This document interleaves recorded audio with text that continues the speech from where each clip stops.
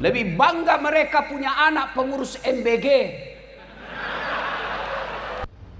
Assalamualaikum warahmatullahi wabarakatuh. Alhamdulillahirabbil alamin. Allah masih memberikan kita kesehatan dan mempertemukan kita di video kali ini, yang mana kita akan diberikan kajian oleh guru kita yang penuh hikmah, ilmu dan pelajaran. Maka oleh sebab itu kita simak baik-baik dari kajian dari guru kita. Mari kita simak. Karena ada yang bilang 19.000 ekor sapi tiap hari. Ternyata usut punya usut, sapinya ada di Royco.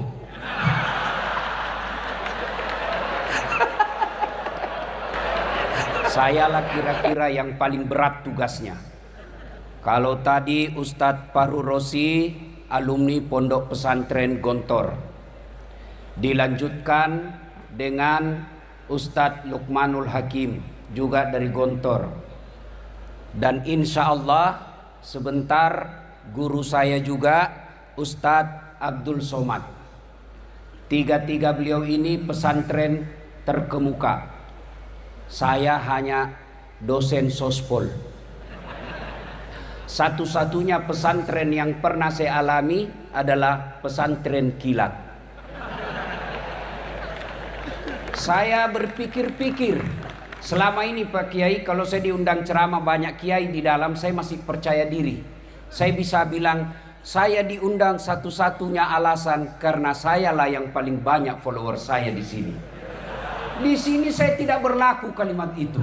Kenapa? Ada guru kita Ustadz Abdul Somad yang lebih banyak lagi followernya dari saya. Maka saya timbang-timbang, kenapa saya diundang? Karena sayalah yang paling lucu dari 4 penceramah ini.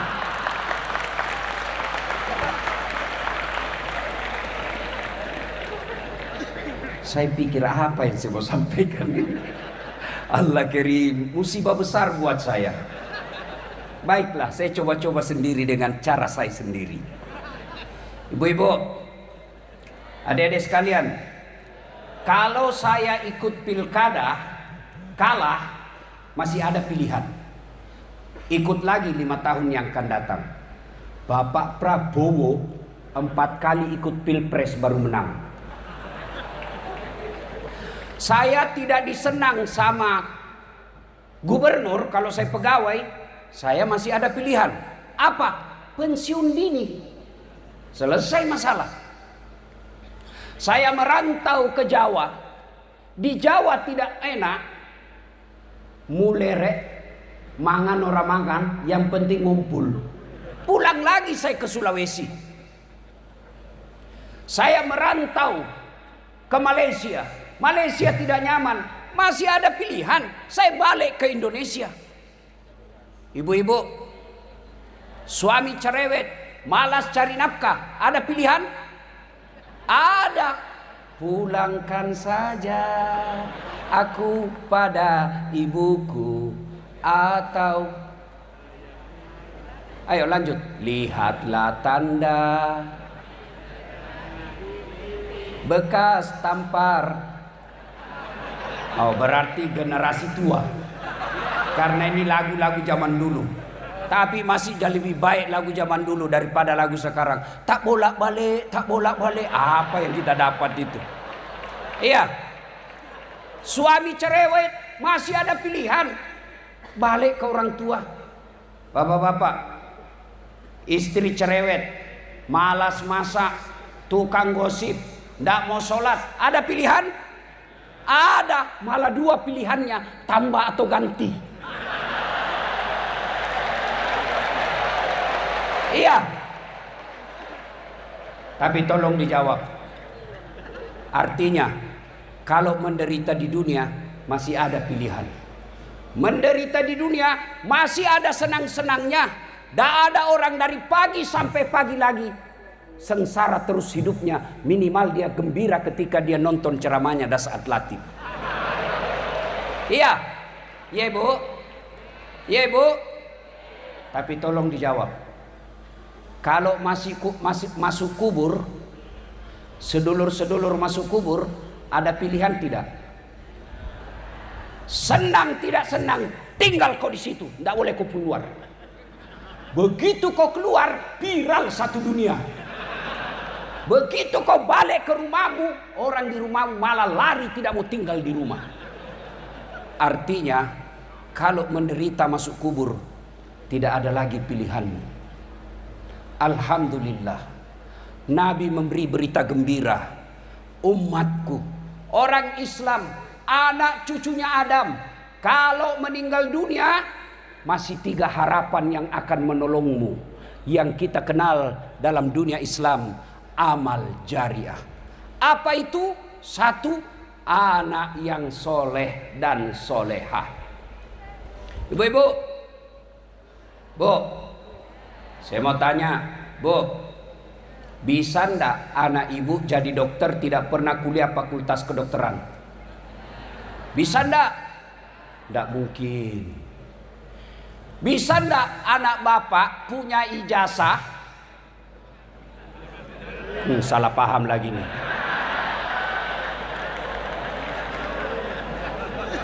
Sudah ndak usah itu kalau gitu.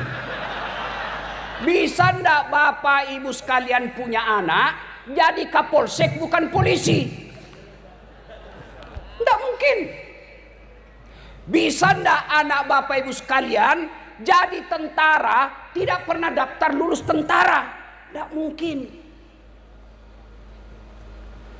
Bisa ndak anak bapak ibu sekalian jadi anggota DPR tidak pernah caleg? Bisa, bawa kursi sendiri, tapi beleng-beleng. Iya. Tolong jawab, bapak ibu, adik-adik sekalian. Bisa ndak anak kita soleh dan soleha meskipun tidak jadi dokter? Bisa. Bisa ndak anak kita soleh dan soleha meskipun tidak kuliah? Bisa. Maknanya menjadikan anak kita soleh dan soleha jauh lebih mudah, jauh lebih murah daripada jadi anggota DPR.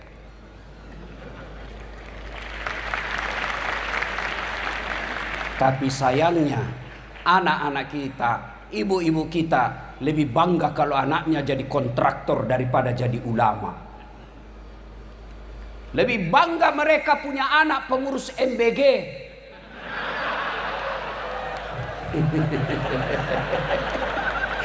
Karena ada yang bilang 19.000 ekor sapi tiap hari. Ternyata usut punya usut, sapinya ada di Royco.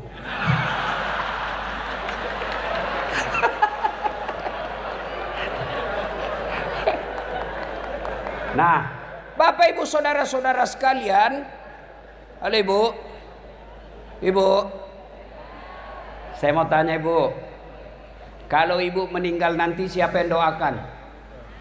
Suami? Jangan harap Ibu kawin lagi. Oh, istri saya komplain. Jadi Ustadz, nanti kalau saya duluan meninggal, Ustadz mau kawin lagi. Saya peluk baik-baik dia Bu. Saya bilang, dengar kau sayang, jangankan kau meninggal, masih hidup saja saya selalu berpikir kawin lagi. Apalagi kalau kau sudah mati. Siapa yang doakan Bapak Ibu sekalian? Ibu-ibu kalau meninggal, siapa yang doakan? Anak. Sedulur-sedulur, kalau bapak-bapak meninggal, siapa yang doakan? Temanmu. Jangan harap. Ini ada polisi di sini. Pak Kapolres. Pak Kapolres doakan bapak? Enggak. Paling didoakan mudah-mudahan cepat pindah saya yang ganti. Ya. Coba lihat, bapak semua punya grup WhatsApp. Ketika ada orang meninggal, jangankan baca doa, ketik doa saja dia malas. Apa dia kirim? Stiker.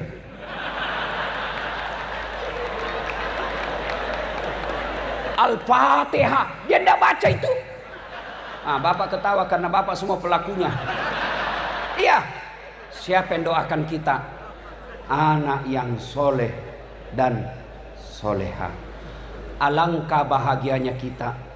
Alangkah bersyukurnya kita.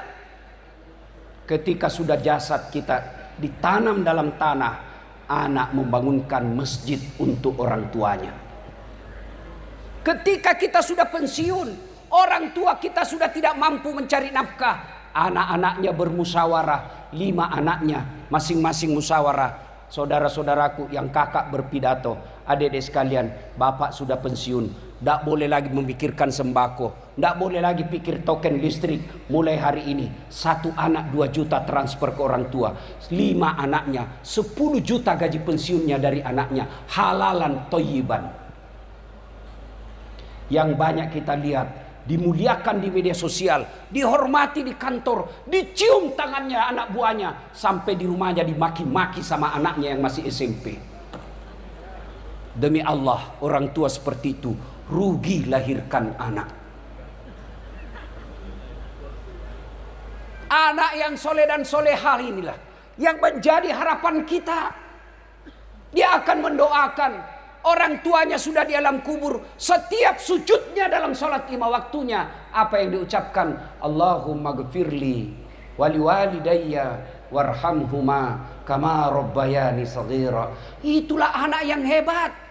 Tapi lihat anak-anak modern sekarang, makin kaya orang tuanya makin kurang ngajar. Oh, sama cowoknya sopan betul. Iya kak. Sama bapaknya dia sliding tangannya. Baru 2 bulan pacaran sudah panggil papi mami.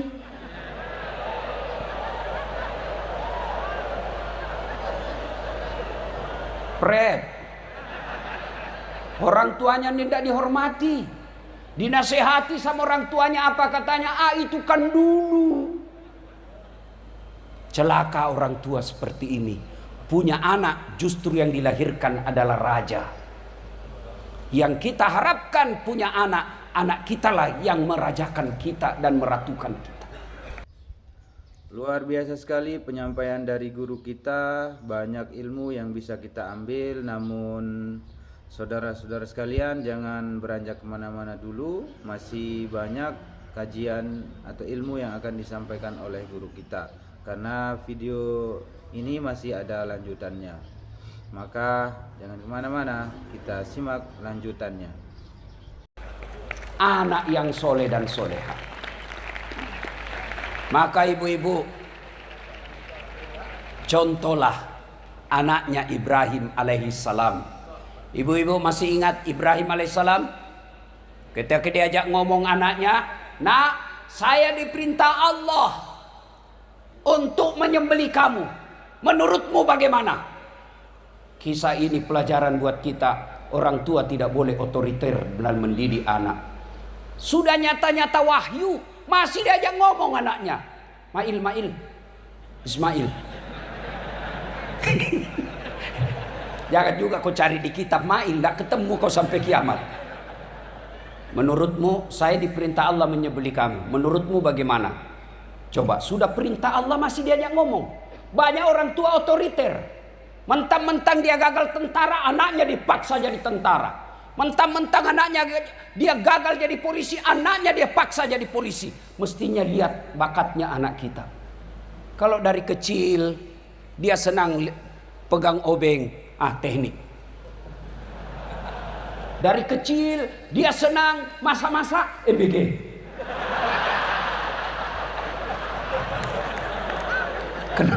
Saya heran kenapa sensitif sekali nih MBG. Mungkin karena tidak masuk akal ini ya. Iya. Adik-adik sekalian, ketika Ibrahim ajak anaknya ngomong, nak, saya diperintah Allah menyembelih kamu. Menurutmu bagaimana? Kira-kira kalau anak bapak yang milenial atau Gen Z, yang SMP di rumah, nak, saya diperintah Allah potong kamu. Menurutmu bagaimana? Jawabannya, kenapa saya, mak? Kenapa saya, pak? Kakekku aja yang sudah mau mati. Ini jawaban orang pintar tapi tidak soleh. Maka yang kita minta bukan anak pintar tapi anak soleh. Kenapa? Kalau dia soleh insya Allah pintar. Kalau pintar belum tentu soleh. Maka doa Nabi Ibrahim, Allahumma rabbi habli minas solihin. Berikan hamba anak yang soleh. Nah Bapak Ibu saudara-saudara sekalian, Mendengar permintaan ayahnya ini, apa jawaban Ismail? Pak, don't worry, be happy. Jangan cemas Pak, laksanakan. Insya Allah Bapak mendapati saya anak yang sabar. Itulah anak yang kita harapkan. Perintah agama tidak membantah, sami'na wa ata'na. Maka ibu bapak, yang pertama yang mengalir terus amalnya, anak yang soleh dan soleha. Ada yang tanya, Ustadz, bagaimana kami ini ibu yang tidak punya anak? Bagaimana kami ini bapak yang tidak punya anak? Tidak punya harapan dong.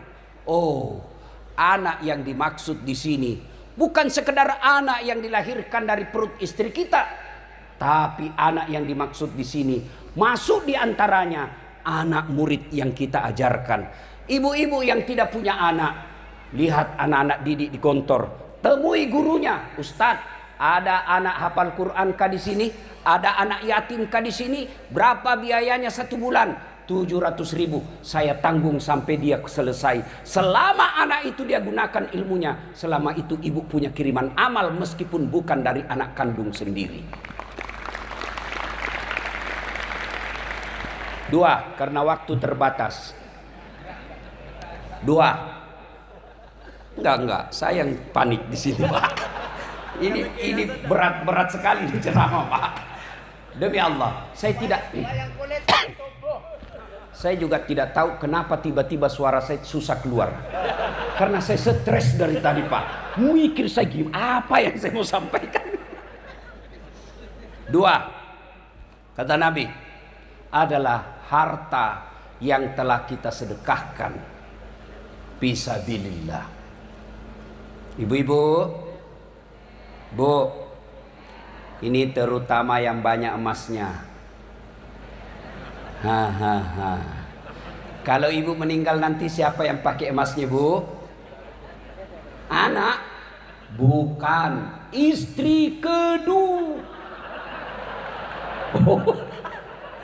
Begitu ibu meninggal, suami nangis. Tidak kusangka kau cepat sekali meninggalkanku, sayang. Dia buka cincinnya, Bu. Dia paksa keluar cincinnya, Ibu. Tidak mau keluar, dikasih sabun. Selesai dia cabut cincin, dia cabut lagi gelangnya, Ibu. Ini gelang saya ini. Saya belikan kamu dulu waktu kita pergi umroh. Dia cabut gelangnya, Ibu. Sudah itu dia cabut lagi kalungnya, Ibu. Ini kalung saya belikan kau usia pernikahan 10 tahun. Terakhir gigi palsunya ibu pun dia cabut. Sudah itu dia bungkus. Dia bungkus cincinnya ibu, gelangnya ibu, kalungnya ibu, dia bungkus sambil menangis. Dia simpan dalam lemari. Selamat tinggal sayang. Betapa cepat kau tinggalkan aku. Dia simpan. 3 bulan kemudian pergi reuni Gontor. Ketemu janda. Oh. Piye kabare, Mbak? Api-api, Mas. Sampean api. Saya gimana, Kak? Istri saya meninggal. Sampean duda? Iya. Saya juga janda. Oh, cocok dong. Oh, cinta lama bersemi kembali. Dia balik ke rumahnya. Dia ambil tadi emas yang dia simpan di lemari. Dia tarik lemari dalam emas itu. Dia simpan dalam kotak warna pink. Dia bungkus lalu warna pink. Kasih pita-pita warna pink. Orang yang lagi jatuh cinta. Dia ketemu sama si janda. Lalu dia berkata, Dek, ambil saja ini emas. Sudah mati yang punya. Tidak lagi dia bilang wafat, dia bilang kamu mati. Bu, daripada diambil janda, mending bawa ke Gontor. Bawa ke pesantren untuk anak-anak kita. Ini yang disebut pandai menyikapi harta. Pak Kiai, saya bilang sama ibu-ibu kaya di Makassar, ibu-ibu yang kaya tidak usah pakai emas asli. Kenapa? Biar palsu orang juga tidak percaya palsu. Maka lebih baik kau pakai yang palsu, yang asli bawa ke pesantren. Saya bilang juga sama ibu-ibu yang miskin, ibu-ibu yang miskin, tidak usah kau pakai yang asli. Karena biar asli orang juga tidak percaya. Maka lebih baik pakai yang palsu, yang asli bawa ke pondok pesantren. Jadikan dana untuk anak-anak yang soleh dan soleha lagi yang sekolah. Adik-adik sekalian, tanya Luqmanul Hakim, tanya Ustadz Abdul Somad, Abdul Farhur Rosi Ansor. Tidak ada orang bangkrut gara-gara sedekah. Tidak ada orang yang jatuh bangkrut karena sedekah. Yang sepanjang saya tahu justru dia kaya karena rajin sedekah. Dan tidak ada orang senang orang pelit. Saya mau tanya bapak-bapak, senang tetangga yang pelit atau dermawan? Ayo jawab. Senang menantu yang pelit atau dermawan? Senang pemimpin yang pelit atau dermawan? Tuh, tidak ada orang suka orang pelit. Bahkan orang pelit sekalipun tidak suka sama orang pelit. Dia bilang, tidak usah kau ke rumahnya, pelit. Padahal dia juga pelit. Maka bapak ibu yang hadir, alumni Gontor, ayo sedekahkan harta kalian untuk kemajuan pondok ini. Saya tidak punya duit Ustaz. Kalau Anda ahli di bidang media sosial, sedekahkan media sosialmu untuk pondok ini. Saya ahli komputer Ustaz, sedekahkan ahli komputermu untuk pondok ini. Saya ahli manajemen Ustaz, sedekahkan manajemenmu untuk kemajuan pondok ini. Inilah yang kita istilahkan dalam Quran, pastabikul khairat, berlomba-lomba dalam mengambil kebaikan. Insya Allah harta yang disedekahkan di jalan agama Allah tidak akan pernah habis, malah semakin tambah, makin tambah, makin tambah. Kalau bapak keluarkan dompet mau isi celengan, ragu-ragu, benar tidak diganti tidak? Benar tidak diganti? Dikata Ustaz Hasan, oh tidak pak. Kenapa? Ana indosani abdibi. Benar Pak Kiai. Saya tergantung sangka hambaku. Kalau dia sangka diganti, saya ganti. Kalau dia ragu-ragu, tidak. Maka ada orang lewat celengan pak. Anak muda tepuk belakang. Pak, dia sodorkan, ini orang kaya pak, tapi pelit. Dia tarik dompetnya. Dia cari 2.000 dia keluarin, masuk celengan. Lewat depan anak muda ini, ditepuk belakang, dari ada belakang. Haji. Ya, dia sodorkan uang 100.000. Wih, dalam hatinya Pak Haji, hebat betul ini anak muda. Masih muda 100.000. Akhirnya dimasukkan celengan. Begitu masuk celengan, dia bilang ini anak muda, Pak Haji, itu uangnya bapak yang jatuh tadi.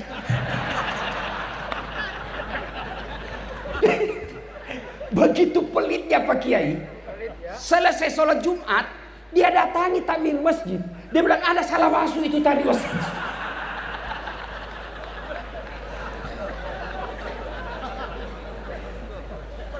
Pelit betul. Maka dedek sekalian, bagi manajemen modern Eropa, Amerika, Australia, cendekiawan mereka berkata kalau mau maju ekonomi, kalau mau banyak duitmu, dia pakai manajemen ekonomi modern. Bagi kita pakai manajemen ilahiyah. Apa? Sedekah. Sedekah. Jangan berkata saya masih mondok, tidak mungkin. Sedekahlah. Meskipun sedikit. Apa sedekahnya Ustaz? Dilihat pesantren. Oh, sini tidak ada sendal dari tempat wudhu. Ada uang belanja dari ibu. Belikan sendal jepit. Niatkan, ya Allah, tambahkan rezekiku, saya akan ganti ini. Insya Allah pondok ini bisa maju kalau kita semua berlomba-lomba dalam mengambil kebaikan. Salah satu di antaranya sedekah sesuai dengan apa yang kita miliki. Yang ketiga, yang akan mengalir terus-menerus adalah ilmu yang bermanfaat. Saya bukan ustadz, ya teruskan ceramahnya ustadz. Kita punya semua grup WhatsApp, tapi sayangnya grup WhatsApp yang banyak kita teruskan, yang kita share beramai-ramai, kadangkala hanya isu-isu politik. Tapi ceramah-ceramah, konten-konten dakwah, biasanya kita malas untuk teruskan ke grup WhatsApp lainnya.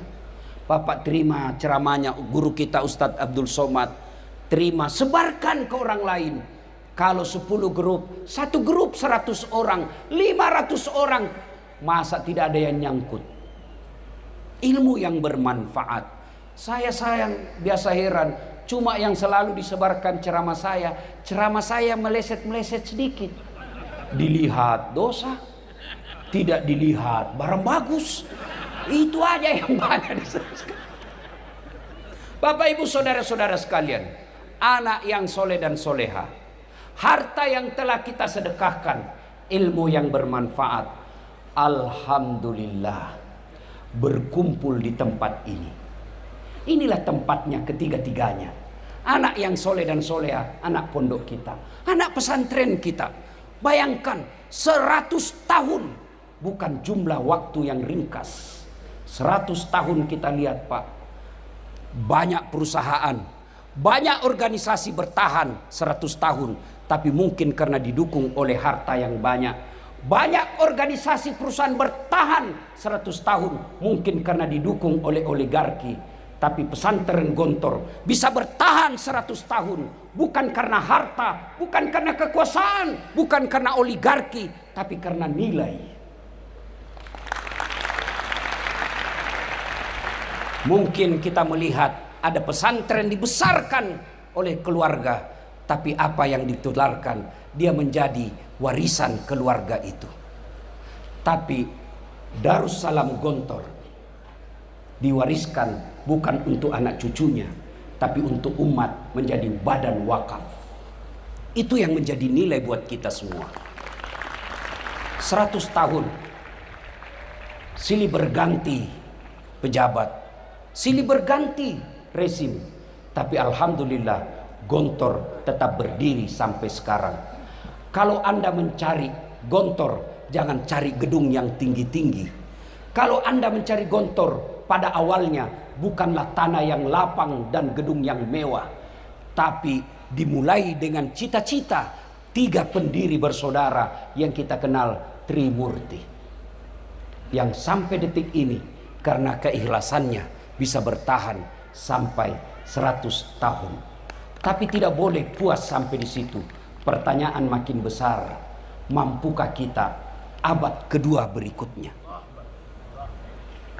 Saya yakin dengan semangat 3 tadi, insya Allah, jangankan 100 tahun yang akan datang, biiznillah, dengan izin Allah, maka Gontor akan bisa lebih tua dari Republik Indonesia, insya Allah. Indonesia baru berapa puluh tahun, Gontor sudah 100 tahun. Mudah-mudahan Allah memberkati tempat ini, guru-gurunya, santri-santrinya, dan insya Allah abadi sepanjang zaman. Ini saja yang ingin saya sampaikan. Kalau Ustadz Luqmanul Hakim pandai berpantun, karena memang orang Melayu. Kalau MC tadi pandai berpantun, karena memang diajarkan pantun. Kami orang Bugis tidak tahu pantun. Tidak ada. Maka dalam budaya bahasa tutur orang Bugis tidak ada pantun. Kalau orang Melayu ingin melamar, dia akan berkata, aku melihat ada bunga di taman. Bunga itu sudah siap untuk dipetik. Kalau orang Bugis tidak. Sudah besar anakmu ya? Kasih nikah anakku sama anakmu. Itu orang Bugis itu. Tidak pandai dia berpantun Pak. Itu orang Bugis begitu. Maka kami tidak tahu pantun. Maka saya mohon maaf tidak bisa berpantun. Ya, Bapak Ibu saudara-saudara sekalian, terutama para kiai, terima kasih atas penghormatan ini. Saya tadi tertolong Sebab saya tadi lihat susunan acara, saya yang terakhir. Bayangkan kalau saya yang terakhir, di depan ada Ustadz Abdul Somad, mati butuh saya. Alhamdulillah, Ustadz Abdul Somad yang terakhir, saya bisa terselamatkan. Bapak Ibu saudara-saudara sekalian, terakhir sekali. Ini semangat buat adik-adik. Saya alhamdulillah orang Tionghoa pengantin di Makassar, non muslim, saya diundang ceramah nasihat perkawinan. Padahal non muslim, Tionghoa, diundang nasihat perkawinan.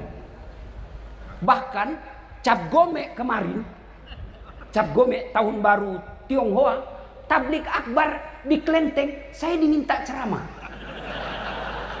Inilah kira-kira yang disebut pesantren modern Gontor. Bisa diterima semua golongan. Mudah-mudahan adik-adik sekalian, dakwalah yang rahmatan lil alamin. Kalau Anda ahli dakwah. Jangan menakut-nakuti. Ada orang ceramah, baru baca satu hadis, kayak dia panitia hari kiamat. Saya pun dibully di medsos. Dibilangi kamu ustadz tidak sunnah. Cerita-cerita sunnah kamu tidak sunnah. Saya bilang, kenapa kau tuduh saya tidak sunnah? Buktinya kau tidak punya jenggot. Ya mau diapa kalau tidak mau tumbuh? Maka adik-adik pesantren, ayo silakan jadi mubalik yang bisa diterima semua orang. Yang kita kenali dengan ulama modern. Itulah yang diharapkan oleh pidato tadi Pak Kiai Hazan. Apa tadi? Apa yang tidak diajarkan? Apa yang tidak dimiliki? Insya Allah kalau ini kita pegang baik-baik, maka pesantren Gontor akan menjadi pesantren teladan di bumi Nusantara. Jadi kalau ada anak muda lihat pintu terus mau keluar, tidak tenang dalam masjid, mau mati itu. Apanya yang mau mati? Bukan fisiknya, tapi apa? Jiwanya. Di Makassar baru-baru ribut gara-gara Ramadan. Kebiasaan anak remaja selesai sholat subuh, olahraga katanya, balap-balap. Itu mestinya tidak ada. Tidak mungkin non muslim hargai Ramadan kita. Maka kitalah yang menghargai Ramadan ini. Caranya ciptakan Kantipmas. Mana bisa lagi orang kemudian beribadah dengan baik kalau sudah tidak tertib. Dan salah satu mengganggu ketertiban itu balap liar subuh-subuh. Maka ingat adik-adik sekalian, silakan kau jadi pembalap sekalipun kalau perlu daftar kau di lawan itu Eric Cantona, siapa kan namanya itu pembalap itu? Ya? Hah? Oh pemain bola? Saya penceramah. Boleh salah. Iya kan? Silakan, tapi daftar di arena, jangan di jalan. Selalu pesan itu, bikin kau status 4x4 16. Sempat tidak sempat taat lalu lintas. Sudah selesai sponsor. Pertama, Bapak Ibu, saya contoh bersahabat dengan guru saya Luqmanul Hakim. Beliau ini selain mubalik juga pengusaha muda. Saya datanglah ke sini, minta tolong sama beliau, carikan saya istri. Inilah kejadian Salman Al-Farisi. Salman Al-Farisi ini orang Parsi, ini Iran yang lagi perang dengan Yahudi. Itu Salman Al-Farisi, sahabat Nabi yang paling dicintai dan punya sejarah dalam peperangan. Dialah yang menemukan itu strategi perang Farid yang bikin Farid sehingga orang kafir Quraisy dari Mekah mau hancurkan Madinah tidak bisa masuk. Itulah Salman Al-Farisi, sukunya orang Iran. Iran itu bukan Arab, Parsi namanya. Nah, Salman Al-Farisi dia tinggalkan kampungnya, datang mencari Islam, ketemu dengan Nabi, akhirnya dipersahabatkan dengan Abu Darda. Abu Darda itu ibaratnya sayalah Salman dari Makassar, ketemu dengan Utsman Luqim, penduduk lokal. Saya datang kepada Ustadz Luqman, Ustadz carikan saya bini. Ada saya suka orang Ponti, tapi tidak mungkin dia suka saya karena saya pendatang. tolong temani saya pergi melamar. Pergilah Salman Al-Farisi dengan Abu Darda. Abu Darda sebagai penduduk lokal. Datanglah, Assalamualaikum warahmatullahi wabarakatuh. Keluar bapaknya ini gadis. Waalaikumsalam warahmatullahi wabarakatuh. Ta'al, masuk. Lalu dia perkenalkan, ini saudara saya Salman Al-Farisi. Dia dari Persia, dipersahabatkan oleh Rasul dengan saya. Dan dia datang mau melamar anak gadismu. Bagaimana menurut bapak? Kata orang tuanya ini gadis, tunggulah dulu, saya masuk dulu. Masuklah bapak ini katakan sama istrinya, anaknya. Nak, kau tengok itu di luar ada Lukman sama Das'ad. Itu si Das'ad orang Parsi, dia lamar kok. Bagaimana menurutmu? Apa kata anak gadisnya? Pak, kalau Das'ad yang lamar saya tidak mau. Kalau Lukman saya mau, saya tahu dia ustadz kondang di Pontianak banyak uangnya. Kalau Das'ad saya tidak mau. Kata anaknya ini, kalau Salman Al-Farisi saya tidak mau terima. Tapi kalau Abu Darda saya mau. Kenapa perempuan ini menolaknya? Satu, Salman Al-Farisi bukan Arab. Bib, ini juga ada kebiasaan kita biasanya. Kalau bukan sesamanya tidak mau. Kalau bukan sama orang Bugis tidak mau. Itu sudah ditegur dalam Quran. Dua, kenapa kau tidak mau? Dia mantan budak. Saya kenapa? Mantan preman. Jangan lihat. Umar bin Khattab bahkan pernah mau membunuh Nabi. Bahkan sahabat Nabi. Ada yang pernah membunuh pamannya Nabi sendiri. Tahu siapa namanya? Adik-adik. Sama. Wasi bin Harb. Itulah yang membunuh Hamzah. Tapi setelah masuk Islam, dia juga lah yang menombak Nabi palsu. Musailamah Al-Kazzab. Anaknya Abu Lahab. Itu juga pernah memerangi Nabi. Tapi kemudian masuk Islam. Mati syahid. Khalid bin Walid pernah berperang dengan Nabi di perang Uhud. Tapi masuk Islam. Dialah yang menaklukkan Roma dan Persia. Dia mantan preman. Penjual narkoba. Masuk Islam. Kemudian tobat. Kalau dia baik, Allah melihat tobatnya. Dua, kenapa dia tolak? Gugur ini dua. Satu, karena dia bukan orang Arab. Dua, karena mantan budak. Yang ketiga, tidak ada uangnya. Maka dia tolak. Keluarlah bapak ini. Dia bilang, kalau Salman yang lamar, anakku tidak mau. Tapi kalau kau Abu Darda, anakku dengan senang hati menerimamu. Bagaimana kira-kira sikap saya seandainya datang sama-sama Pak Lukman, Ustadz Lukman, pasti saya injak kakinya. Seandainya saya tahu kau begini, saya tidak kasih ikut kau. Gara-gara kau saya kamu rusak pasaran ini. Tapi apa yang terjadi?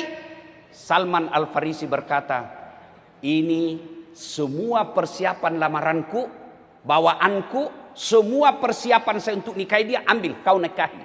Kau yang lamar. Tapi apa kata Abu Darda? Enggak, saya tidak mau melukai perasaan saudaraku. Pulang. Setelah dia tahu bahwa Salman Al-Farisi adalah sahabat Nabi yang paling dicintai Rasul. Akhirnya diterima. Kenapa? Karena gugur semua. Karena ini menerimanya. Inna akramakum indallahi atqakum. Yang paling mulia di antara kalian bukan Kapolres. Yang paling mulia di antara kalian bukan Sultan. Yang paling mulia di antara kalian bukan orang kaya. Yang paling mulia di antara kalian bukan wali kota. Tapi siapa? Orang yang bertakwa. Apa itu orang bertakwa? Orang yang bertakwa, satu definisi kalimatnya, takwa itu takut. Takut artinya apa? Beda takutnya kepada Allah, beda takutnya kepada Kapolres. Kalau saya takut sama Kapolres, saya semakin jauh. Wih, ditangkap saya nanti, lariku. Takut sama manusia. Tapi kalau takut kepada Allah, saya harus semakin dekat. Itu bedanya. Jadi takwa itu takut. Takut artinya mendekatkan diri kepada Allah. Nah, sekarang takwa tujuan akhir dari puasa. La'allakum tattaqun. Agar kamu bertakwa. Apa itu takwa? Nah, kita lihat lagi. Definisi takwa yang dikemukakan oleh Ubay bin Ka'ab. Ubay bin Ka'ab ini imam tarawehnya Abu Umar bin Khattab. Ubay bin Ka'ab ini guru mengajinya umumnya para sahabat pada Nabi, sahabat-sahabat Nabi. Ubay bin Ka'ab ini bahkan pernah Nabi katakan, Ubay, saya diperintah oleh Allah untuk membacakan ayat Quran di hadapanmu. Ubay bin Ka'ab adalah sekretaris penulis ayatnya Rasulullah. Dan ditanyalah oleh Umar bin Khattab. Umar lebih senior daripada Ubay bin Ka'ab. Apa kata Umar? Ubay, apa itu takwa? Apakah itu takwa Ubay? Lalu Ubay bin Ka'ab tidak menjelaskan. Dia hanya memberikan contoh ilustrasi. Kata Ubay bin Ka'ab, Umar, pernahkah kau berjalan bersama Rasulullah di batu-batu cadas? Apa Bapak ngerti kalau saya bilang batu-batu cadas? Batu kerikil yang tajam, ya kan? Batu zaman dulu saya sekolah, Pak Sultan. Dulu waktu sekolah kita kan sepatu disayang Pak. Daripada sepatu robek, kita buka sepatu, kita jalan kaki. Sepatu disimpan di leher, diikat. Nah, kalau dapat jalan cadas, apakah Nabi mundur dari perjalanannya? Kata Ubay bin Ka'ab, tidak. Nabi tetap melanjutkan, coba berubah sikap. Bagaimana caranya? Nabi dia angkat gamisnya sedikit, lalu dia berjalan dengan sangat hati-hati, menghindari batu yang merusak kulit. Lalu Ubay bin Ka'ab, itulah takwa, kehati-hatian. Hati-hati apa? Satu, kamu jomblo-jombloker, yang lagi galau cari cewek, lagi galau cari istri, hati-hati milih istri. Biasa orang baik akhlaknya rusak akhlak dan keturunannya gara-gara istrinya yang jelek.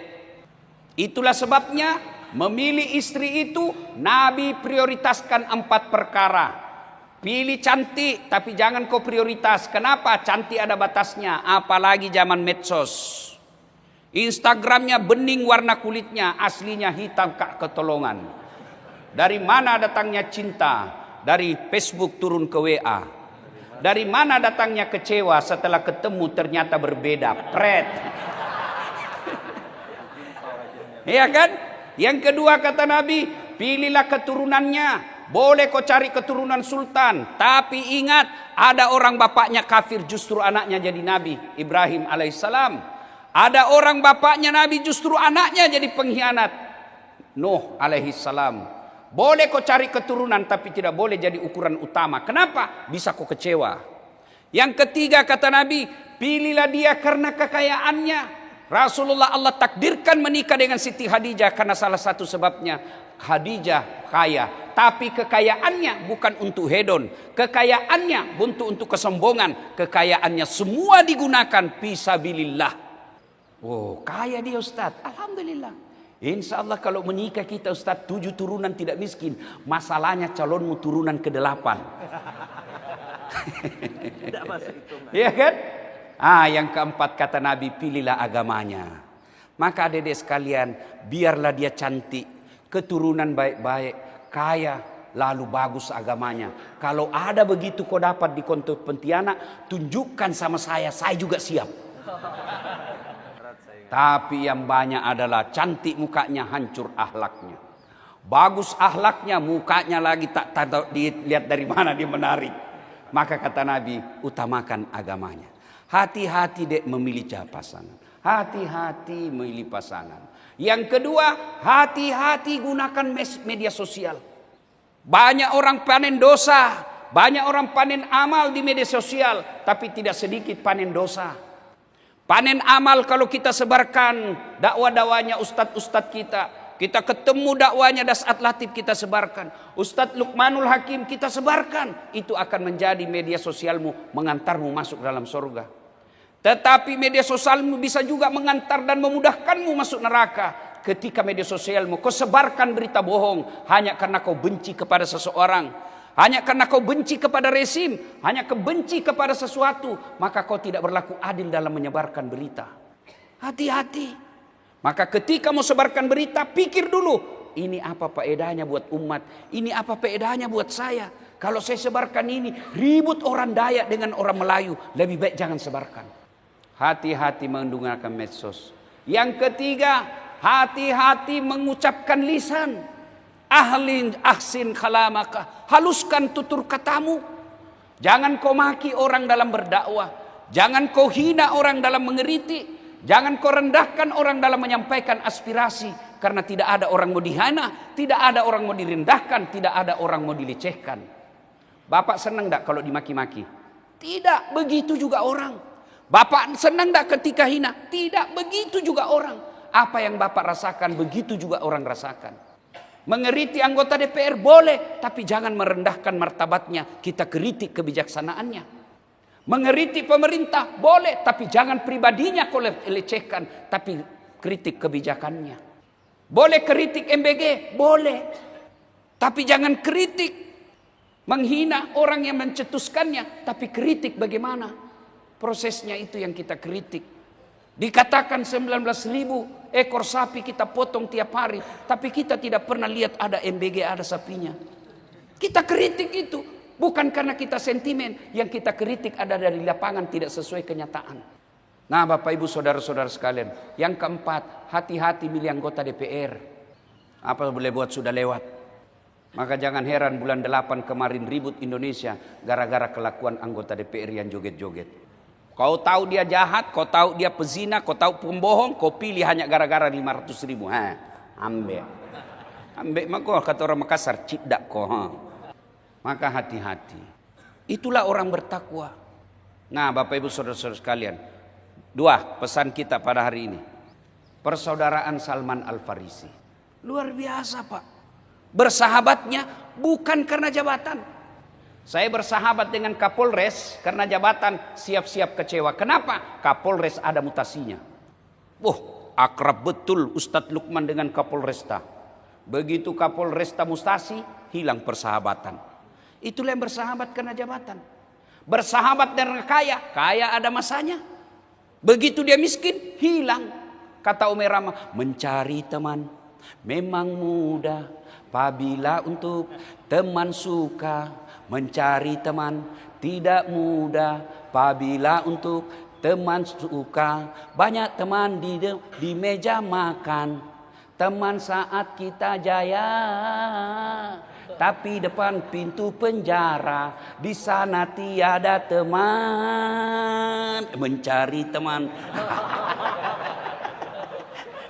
Iya Pak. Maka carilah teman, bersahabat, bertemu dan berpisah karena Allah.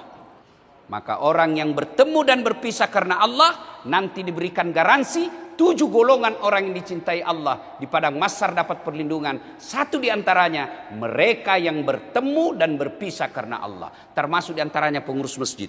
Mumpun saya ingat. Ini masjid ini Pak, sejarah di Pontianak. Sayang ini karpetnya saja sudah tidak bagus dilihat. Mungkin banyak orang kaya di sini bisa sumbang karpet. Tapi kalau tidak ada orang Pontianak mau sumbang, telepon saja saya. Kasihan ini masjid mewah ini. Ini punya sejarah, di sini Islam berlabuh awal. Sayang ini karpetnya. Kalau ada saldo Pak, hati-hati kalau simpan saldo Pak ya. Sebagai sesama muslim, maafkan saya. Jangan anggap ini saya ikut campur.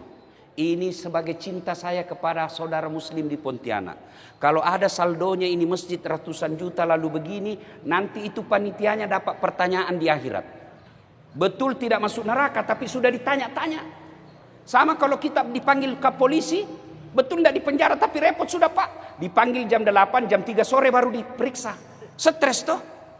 Nanti Bapak yang punya pengurus masjid simpan saldo, betul Bapak tidak korupsi, tapi dapat pertanyaan juga. Kenapa kau simpan? Kenapa tidak jalan amalnya orang? Coba kalau dia jadi karpet di tempat sujud, amalnya orang jalan. Kalau cuma jadi saldo, dipanggil orang non muslim dipakai kredit. Uangnya orang Islam dipakai kredit. Tapi kalau dia jadi karpet, dia jadi AC, dicat ini dengan cantik. Sehingga anak-anak yang selalu dicurigai jahat-jahat, dia datang ke masjid.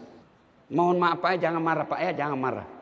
Ini karpetnya sudah bagus, kita ganti yang cantik-cantik supaya anak-anak. Kita kasih permainan supaya anak-anak itu datang ke masjid. Pengurus masjid juga jangan dilempar anak-anak kalau ribut di masjid. Namanya anak-anak Pak. Ada pengurus masjid, begitu anak-anak TKTPR ribut, dia tarik telinganya, tenda keluar kau. Jangan Pak, tidak apa-apa itu anak-anak yang tidak boleh ribut di masjid Kapolresta. Pelanggaran. Nah Bapak Ibu Saudara-saudara sekalian, nah itu kalau kita Islam, poin kedua, bersahabat karena Allah. Nah bersahabat itu, ciri-ciri sahabat yang baik, 1, sholatnya bagus. Lihat aja sholatnya. Kalau sholatnya bolong-bolong, jangan kau percaya deh, nanti kau tertular jadi sholatmu juga bolong-bolong. Kamu pergi main futsal, main pedel, apa itu namanya itu? Yang raket setengah. Hah? Padel. Main padel, boleh. Tapi ketika masuk waktu sholat, kau mau sholat, dia bilang temanmu, nanti tunda saja, lebih kau tinggalkan itu temanmu. Kenapa? Dia tidak mengajakmu kepada kebaikan. Kalau dia tidak sholat, jangan kau percaya, Tuhannya aja dia tipu. Lihat temanmu, kalau dia sholat, anggap genggam tangannya. Kenapa? Karena orang yang baik akan mengajakmu nanti masuk surga. Misal, saya nanti Allah takdirkan masuk surga lebih awal. Bilanglah amin. Tiba-tiba saya gelisah mau masuk surga. Kata malaikat, kenapa kau saat? Mana ini Kapolres?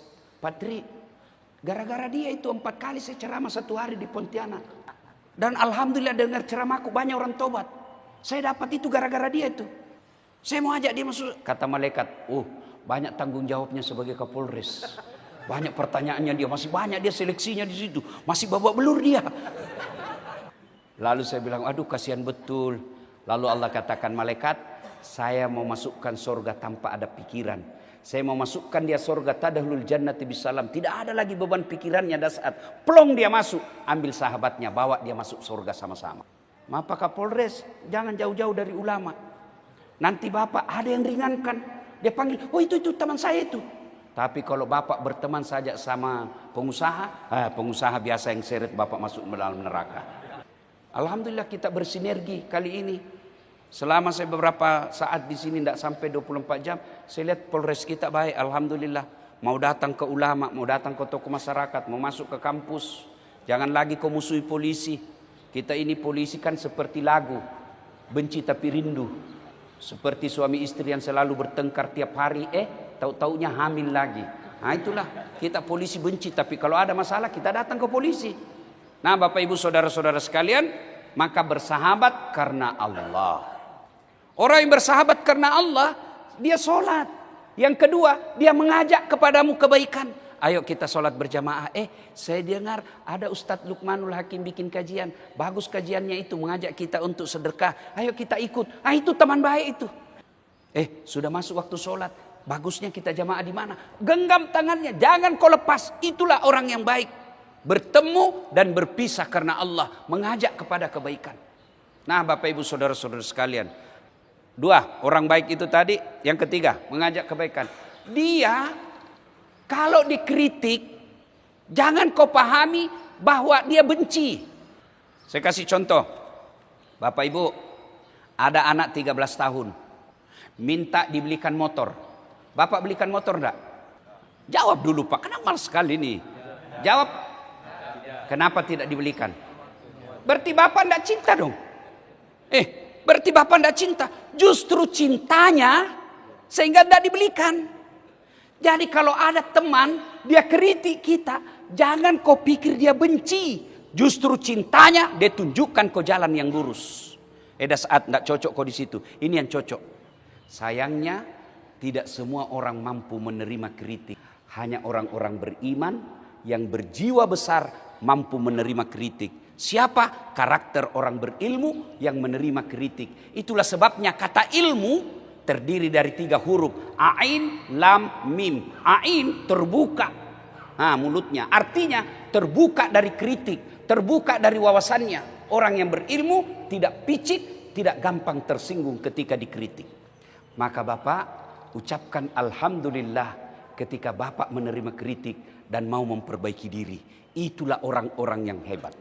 Nah Bapak Ibu Saudara sekalian, pada akhirnya kita simpulkan, inna akramakum indallahi atqakum. Yang paling mulia di antara kalian adalah orang yang takwa. Dan orang yang takwa itu berhati-hati memilih teman, berhati-hati menggunakan medsos, berhati-hati memelihara lisan, dan dia selalu memilih amar ma'ruf nahi munkar. Semoga ada manfaat. Lebih dan kurangnya mohon dimaafkan. Usikum wa nafsi bitaqwallah. Itulah tadi kajian dari guru kita, sungguh luar biasa sekali. Kita berterima kasih kepada beliau dan semoga beliau dalam keadaan sehat dan dilindungi oleh Allah dan kita semua juga diberikan kemudahan dalam mengamalkan ilmu yang telah disampaikan. Dan semoga kehidupan kita sehari-hari dan selanjutnya penuh dengan berkah. Semoga kita bisa bertemu kembali di video kajian selanjutnya. Assalamualaikum warahmatullahi wabarakatuh. Setelah kita mendengarkan kajian dari guru kita, maka sudah waktunya kita melanjutkan aktivitas kita seperti biasa. Semoga hari-hari kita selalu diberikan kemudahan dan diberikan kesuksesan dunia dan akhirat. Sampai jumpa di video berikutnya. Assalamualaikum warahmatullahi wabarakatuh.